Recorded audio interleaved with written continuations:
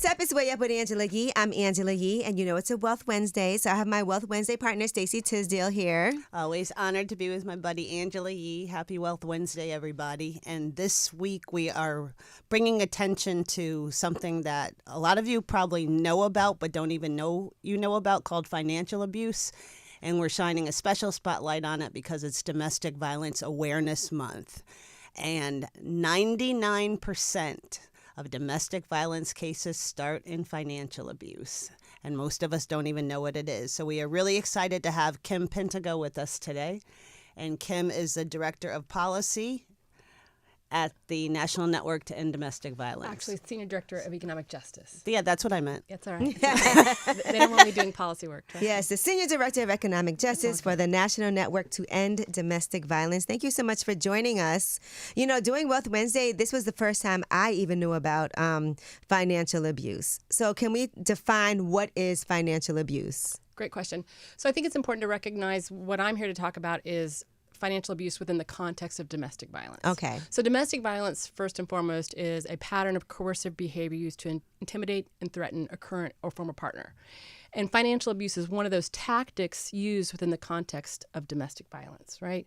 So you can have sort of bad behavior that is financial abuse, but not within the context of domestic violence. Okay. Okay, so that pattern of coercive behavior is critical when we talk about domestic violence. So what it looks like in that context is it can be everywhere from stealing money out of my wallet to taking my credit card and charging up a line of credit I don't know about, or taking out a new line of credit that I'm unaware of, Right. or taking not paying bills and lying about that. So it can run the gamut of what that looks like. Or maybe even getting me to co-sign something for you and then defaulting on that, and now I'm responsible. Absolutely. Yeah. Putting all the credit in my name or giving me no credit. It can look like all kinds of ways for different folks. Depends on their individual circumstances. And you've even told me examples of someone messing up your job. Right. So if you call all the time at my workplace and get me fired, or Ooh, I had somebody try to do that to me. yeah, So and it's many effective. people have experienced financial abuse and they don't know what it is. Right. So if I don't have access to my own funds, then I'm further trapped in that relationship.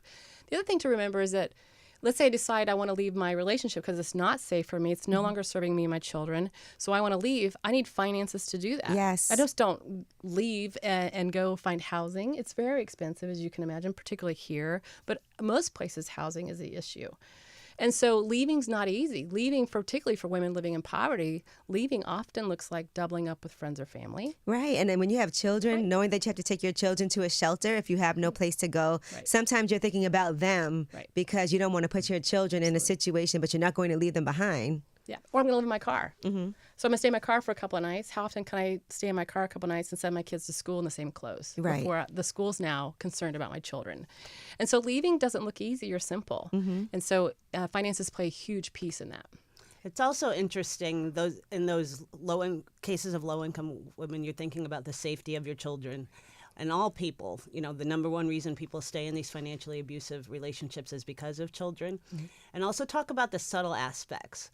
I know a lot of friends, for example, who have stayed in very emotionally unhealthy relationships and said that they're doing it for the sake of their children.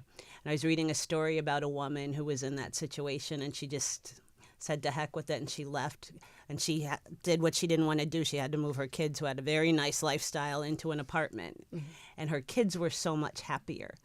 So when people get to that point where they say, I'm staying in unhealthy relationships for the children's sake, it's not always that great for the children.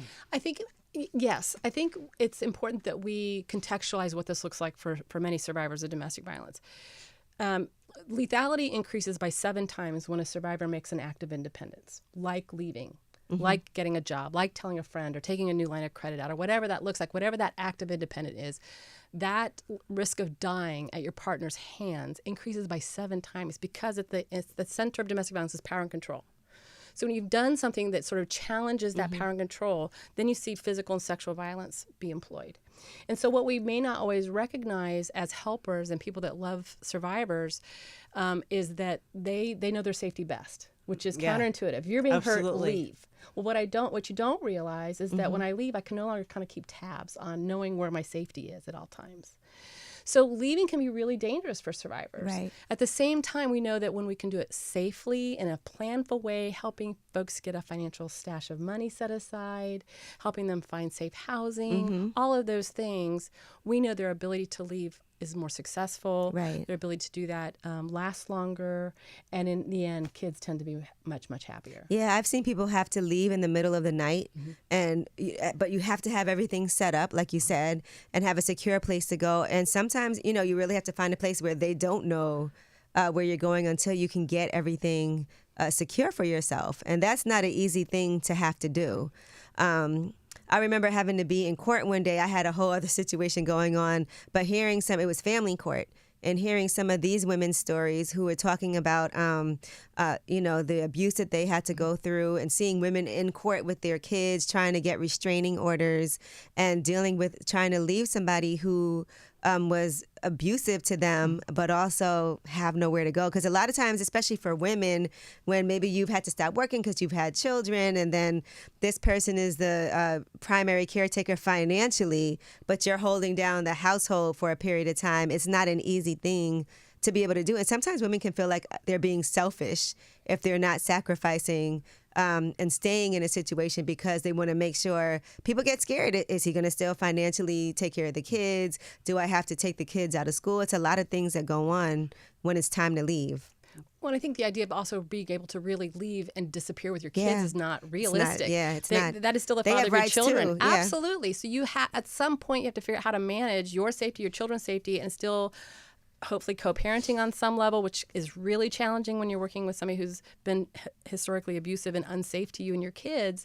You're still required to figure out how to manage that. Well, let's talk about some solutions, right, and what you've been doing, because we see what the problems are, but I love the fact that you actually have programs implemented to help people. Yeah. So we've really been lucky to have partnered with the Allstate Foundation for almost 20 years now, which is remarkable. If anybody's done not-for-profit work and work foundations, they tend to find the next shiny thing pretty quickly. But they've really stuck with us in this, and they've really created a foothold in helping to end violence against women, specifically addressing financial empowerment issues. And so we co-authored a financial literacy curriculum that is available online for free for anybody to access.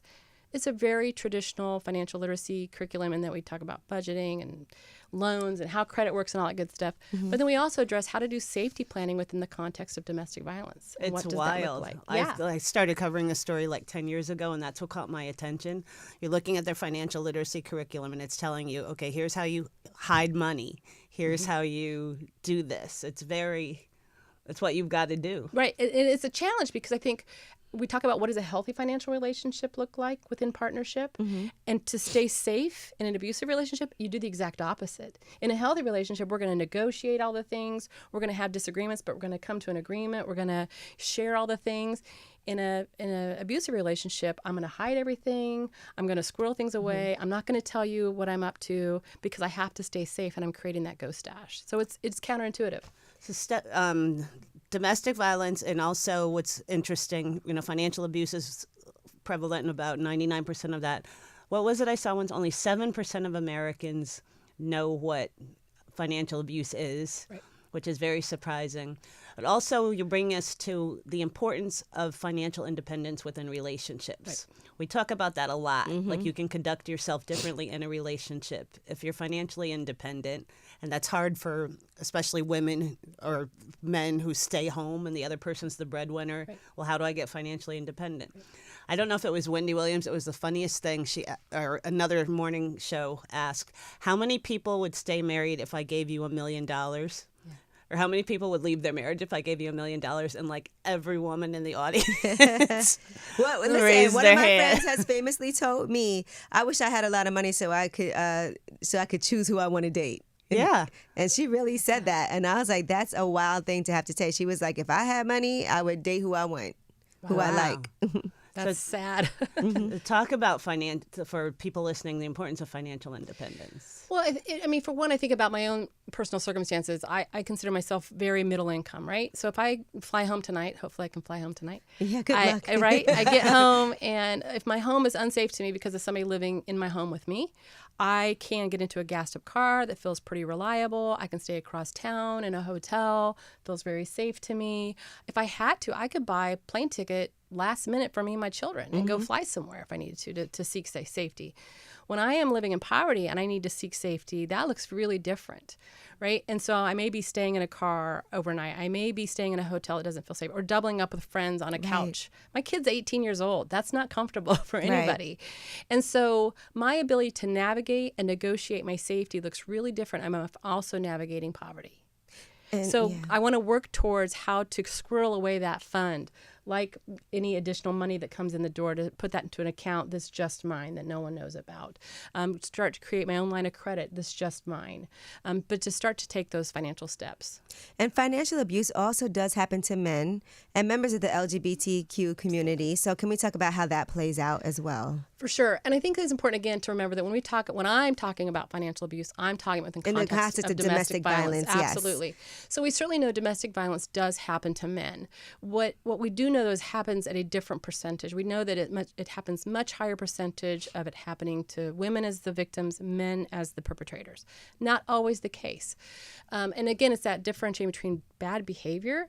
There is no doubt that women use illegal violence. Unacceptable, should be held accountable, all those things. That is not always what we call domestic violence. Domestic violence is that pattern of coercive behavior used to intimidate and threaten a current or former partner that really puts that person in a place of fear. Okay. So fear really is critical. Again, it doesn't mean that women don't commit terrible illegal acts, should be held accountable. It is hard for women to put their partners in a place of fear. Okay. Doesn't mean it doesn't happen. Certainly we know it happens in same-sex relationships, really similar statistics to women being victims of male violence. But that's really the exception and not the norm. Doesn't mean we don't provide services to men. Absolutely. But what I don't want to do is create and accept sort of a false narrative. Okay. It's just not having the same rate. Again, it certainly does happen. I do think when it is occurring, it is much harder for men to talk about. Right. Because people don't take it as seriously. Absolutely. I think men have historically been the leaders of families financially in lots of ways, and so it is much, much harder to talk about. There is no doubt. But we can't say we want equity and therefore everything's equal, because it's not. Right. I demand equity, but I'm not saying everything's the same. So I don't know if that helps. No. It does. And with your expertise, of course, it's in domestic violence, but with your expertise in financial abuse, every time I talk about this topic, I do get a lot of feedback from men saying, hey, my girlfriend runs up my credit cards to the max. Terrible behavior. You know, all of these different things. Where is the line? Just even if someone... We know financial abuse will likely amp up into domestic violence, but what are some tips you can give people? Okay, is this bad behavior? Or is this something I should be concerned about? I think for the survivors of it, the folks who are being victimized by it, it is fear. Are you living in fear of this person? Do you fear that if I challenge them, I could be hurt? You know, that really is what most survivors of domestic violence fear. Whether they have ever been hit or not, they know it's always on the table. It's always a possibility. And so that's often what keeps folks from leaving, is that fear of it being ramped up to that place where I'm going to get hurt or hit or harmed in some way. So I think that's the differentiator. I'm not saying that bad behavior is acceptable and not considered abusive and unacceptable, but it is not necessarily always an advocate's definition of domestic violence. So I think you have an advocate's definition of domestic violence, which is what I do, but you also have a legal definition of domestic violence, which is also different, because much of what I consider domestic violence is not illegal. However, there may be folks that live together that hurt each other, but may not be an advocate's definition, but is illegal. So it does require some nuance, right? It does require that we have to unpack some things and look at it really critically. Legal is, when you go into that space, I was in a financially abusive situation as much as I know about it. Right. And it can happen to anyone. Sure. And this person stole from me, tried to extort money, blackmailed, tried to ruin my relationship with my clients, took down my website, whole 9 yards, and just by the nature of their personality, they ended up getting kicked out of the United States. Wow. For a 3-year period. So I had all the police reports and everything that I needed, but when I went to the police and said, can I also get a restraining order because that 3 years is coming up, they said when he touches you. Yeah, they wait Or until when he something contacts happens. you. And I was like, what? Yeah. I'm like, the restraining orders to prevent that. Right. No, there has to have been a history of it to show that that's a possibility or a threat of it, at least. So a lot of women in these situations don't feel like the courts have, the legal system has their backs. It's really tough because it's like, do I have to wait until I could get killed before something, can happen? Especially people can leave you messages, they can pop up places and do things like that. And a lot of times it's really hard to legally get a restraining order. Well, and I think also what's interesting is that many states do what they call fatality reviews. And they find that most victims of domestic violence who are killed by their former partner, there is some sort of restraining order have recently been fired. That's very common. They made that act of independence to try to protect themselves, which amped it up in their abuser's mind or their harm doer's mind. And then we saw this, very tragic form of domestic violence occur. Now, if somebody's listening right now and they're like, listen, this is making me want to act on the situation that I'm in. I'm in a situation that is physically abusive, a domestic violence situation, and financially abusive as well. What are some of the steps that you would tell them to take? First and foremost, if you're really concerned about your safety, please call the domestic violence hotline. And there you can also go online, the DV hotline. They've got great resources. They can get you in touch with a local domestic violence advocate or shelter program in your area. But What's that number? I don't have it offhand. Hold on, we might have it here. We had it, I think. And while you're looking for that, and I just also want to tell people, because I've had people call up here that are in situations, and sometimes they're very, very reluctant, especially in our community, to want to do that and get somebody arrested or potentially, somebody who you have children with, to put them away, because sometimes people don't want to take those steps. But remember that he's not thinking about that when he's putting his hands on you. So why are you protecting somebody who is doing things to you that shows that they don't love you and that they don't protect you? I also want to just honor survivors' journey and that they know their safety best. Like they to give survivors autonomy in deciding what's going to be safest for them at the time. So maybe at this moment they know today's not the best day for me to reach out for safety, but tomorrow when they're at work or they're gone for the weekend or whatever, to be planful in that. Right. Because I know in our community, we do not like to involve cops in things. It makes us, we feel like I'm not calling the cops on anybody no matter what happens. Absolutely. And so I just want to make sure that people understand that too. Like, don't feel bad about that aspect of it. Because we can be really reluctant. Like, that's the last resort. There's a lack of trust there. Absolutely. But I also know that when we call law enforcement, that's not always an answer either. Yeah. Folks don't always get arrested. Yeah. Absolutely. You may have just now brought people in to your world that has now made it more dangerous for you because your partner says, "Oh, you called the cops, and now you're really in trouble." And so there's challenges. So many things absolutely that you have to think about. Some things that you can think about is if you're immediately in danger, call the hotline, but also start squirreling away money. Start creating that ghost stash, and whatever that looks like. We've had survivors save $1 and $5 bills wherever they can. We've had them roll them up in the bottom of a curtain, the hems of your curtains. We've had them put them in the soles of shoes. We've had them being used tampon applicators. I mean, they've stashed it anywhere. But also you can do your Venmo account. If friends or family, you have a side hustle, send you money on Venmo or PayPal, keep it in that account. You don't have to transfer it to a bank account right away. So just be really creative about how you're stashing money away, how you're coming up with that Go Fund. And if you feel unsafe, you call 1-800-799-SAFE. And the curriculum is incredible, the Purple Purse curriculum. Can you talk, a lot of people out here are like, maybe my relationship, the financial part isn't healthy. For a lot of women, a lot of victims, this lands in credit. Yes.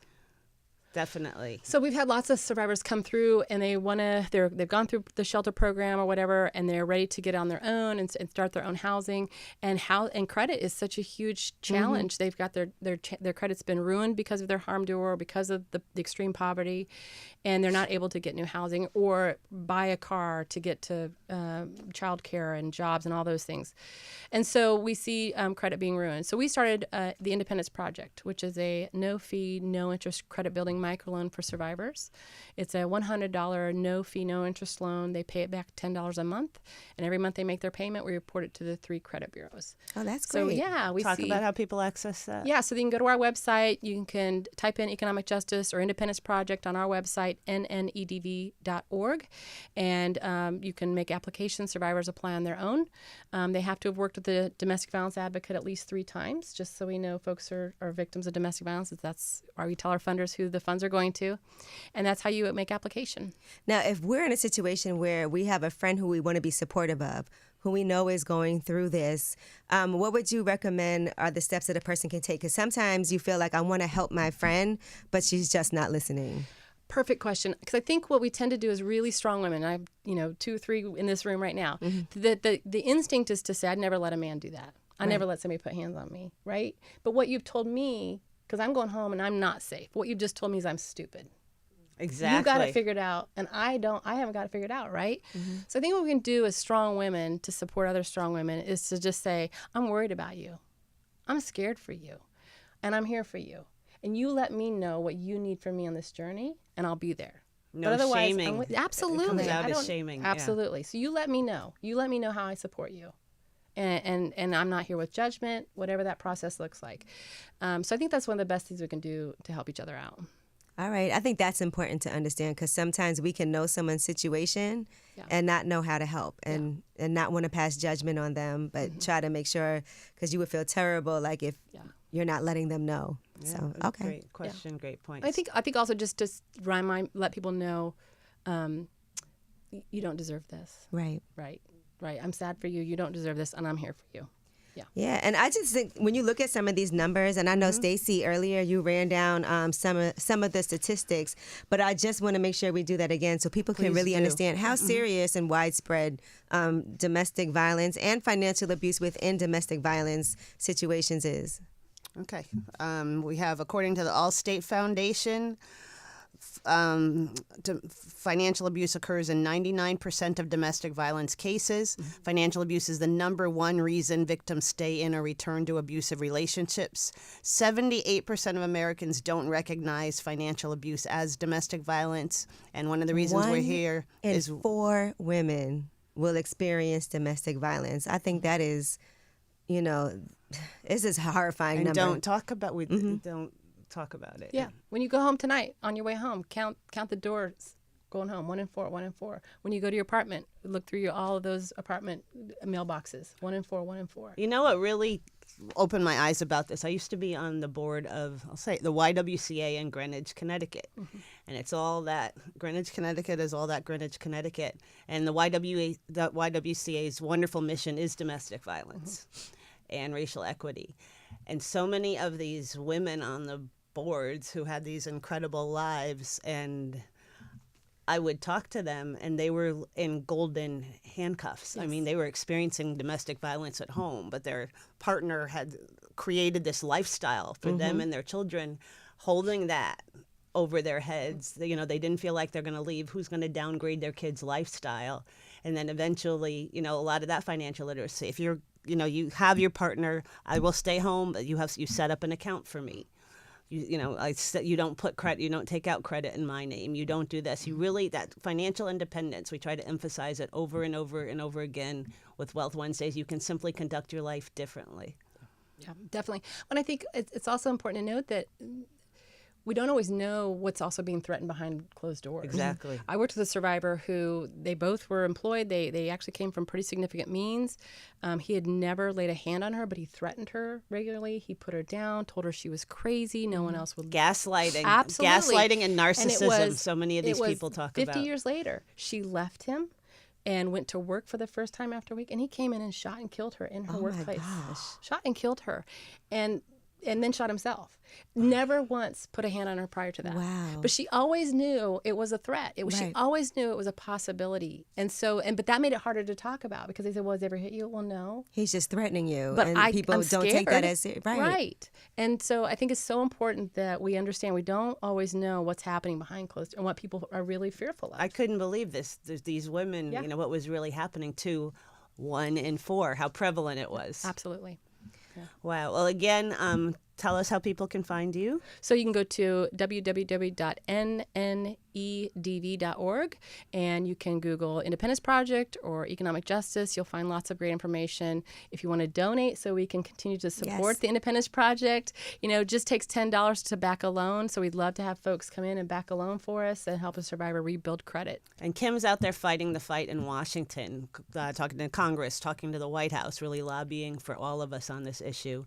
And everybody out there can also check out this curriculum, which I think all women should check out. So tell us how to get that and the microloans. So you can also get the curriculum on our website, but you can also go to the Allstate Foundation. You look up domestic violence, relationship abuse on the Allstate website, and you can get the curriculum there. It's very accessible, which is lovely. It's available in multiple languages. You can do a self-guided piece of that and go through it yourself. So it's super accessible. And again, just the fact that we have companies willing to really speak out about this is truly remarkable. And a shout out to a company where we're founding partners, StellarFi, which is a credit builder, because I know when Lamine Zarad founded it and brought us into it, he mentioned specifically, we talked a lot about financial abuse, and that's an area where we want to provide support too, and that's at stellarfi.com. Yeah, that's wonderful. We've also had support recently from Bread Financial, who's also supported the work that we're doing in the Independence Project and supporting our staff. This is a very high-touch project, so that if a survivor misses a payment, we reach out to them multiple times. We give them multiple opportunities, and then we just close the loan. We don't go after them. We don't, we don't harass them or anything. We just close it and shut it down and pay it off out of our guarantor fund. And Bread Financial has been also a huge supporter of that. That's great. Yeah. You're doing Well, Kim great Pentico, work. thank you so much. The Senior Director of Economic Justice for the National Network to End Domestic Violence. Thank you. We appreciate all the amazing work that you're doing. What a treat. Have me back in the summer when it's sunny. I will. We will. We couldn't have predicted the weather. I know, here. exactly. A crazy day in New York. And Wealth Wednesdays wants to know all the domestic violence victims out there that during Domestic Violence Awareness Month, we're thinking of you, we're trying to help, and that we hear you. Thank you.